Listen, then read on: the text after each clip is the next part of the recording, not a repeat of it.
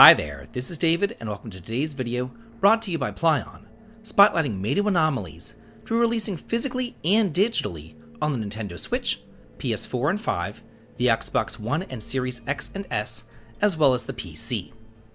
I've been a huge fan of the SMT series for decades now, and I do enjoy the darker take on the genre. So, whenever I saw this game, it really struck my interest. It mixes the style and setting of Shadow Hearts along with the gameplay and cerebral storytelling of SMT. Then you have the dungeon crawling of Soul Hackers 2, so I was pretty intrigued by the whole conglomeration and I went to try it out right away. And if you want to as well, please be sure to follow the link in the video description and the comments to download and try the game out for yourself. If this all looks familiar, it's because I was contacted previously back in October and asked to review the beta version of the game, which I did. And now I am happy to say that while the beta version was pretty good, the final version has taken care of all of my qualms and has shaped up to be something really special. There are a bunch of added quality of life features that were not previously available, such as controller support, the addition of difficulty modes, an English and Japanese language option, as well as the option to increase the battle speed, all of which I really do think elevate the whole experience. The setting takes a page right out of Shadow Hearts, where you take on the role of Do, a private detective living in the neo-futuristic meets Roaring Twenties version of Shanghai, called Mato. And the story is told through voiced cutscenes, interspersed with cartoony pop-up bubbles, which I really just loved. It's a whole definite vibe, from the setting, to the characters, to those cutscenes. You can see that a lot of love went into them. They're bright and they're upbeat, while also having that sinister undertone. The quick travel screen showcasing the town is laid out almost like a subway map, with indicators showing you where to go next to complete the story missions, as well as where all the many side quests are located, which really do help you to get to know all of the inhabitants of the lively town of Mato. What begins as a normal investigation down at the harbor over some recent disappearances quickly goes off the rails as you're sucked into an alternate dimension filled with demons who are called the Bane Tide. Once trapped in their lair, you're promptly attacked, only to be saved by the Dio protagonist Graham, a shamanistic ninja who has the ability to travel between the dimensional rifts as well. Essentially, while you're in the rifts filled with the Bane Tide, you control Graham, and while you're outside in town, you control Do. Just think of it this way, because I kinda think that the game says it best. Graham does the fighting, and Do does the investigating. While in the Rift Anomalies, you're going to be getting into turn-based battles, where skills work on a countdown timer.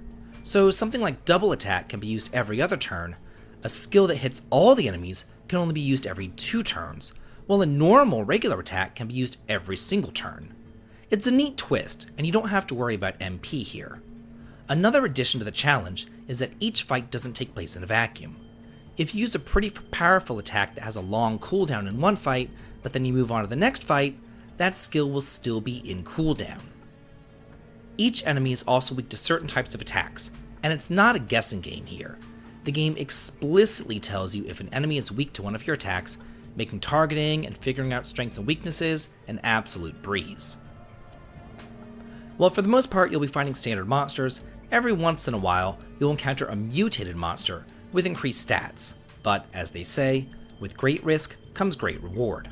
You're definitely going to want to seek out those mutated monsters, slaughter them, and then bask in the riches that they provide you.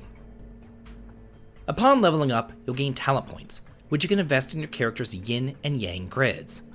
The yin side of the board deals with offense, while the yang, defense. In this way, each of your characters will be unique, and no playthroughs will be the same. And while you upgrade their talent grids separately, accessories, or gears in this case, boost the entire team's stats all at once, in the same way that instead of having each party member having their own individual HP, HP is actually shared amongst the team here.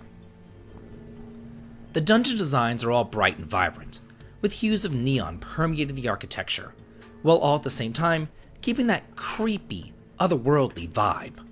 They're all puzzle-based, and they really do remind me of the layout of another SMT game, Soul Hackers 2. Here, you have on-screen encounters, but they don't really chase you down. They're just kind of there to be like roadblocks, and once you take care of them, they will not respawn. But don't worry, you can always re-enter the rifts if you do want to do some grinding on your own.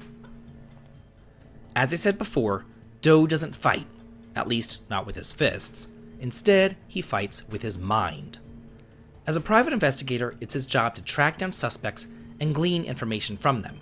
However, not everybody is willing to talk, so he has the power to mind hack, very similar to those Soul Hackers games. And inside your suspects' minds, you play a kind of strategic card game, where you defeat their inner demons in order to get them to talk. These turn-based battles reminded me a lot of Magic the Gathering days back in the 90s. You can choose to buff yourself up, use cantrips for more cards the next turn, or just go on the offense. Your opponent will continually summon demons, and some cards will deal more damage to them, or you could choose to directly attack the mind of your opponent. It is up to you how you choose to handle these fights. Do you go after the demons first, or just attack your opponent directly? Or maybe do a little bit of both. You've got to think fast, and you've got to be quick on your feet here in order to get these goons to all talk to you. Well, the first time around, I was pretty confused by that mind hacking, and it was super hard. Now, a tutorial has been included that really does help you figure out what all these cards do, as well as their special abilities, so it's no longer frustrating like it once was.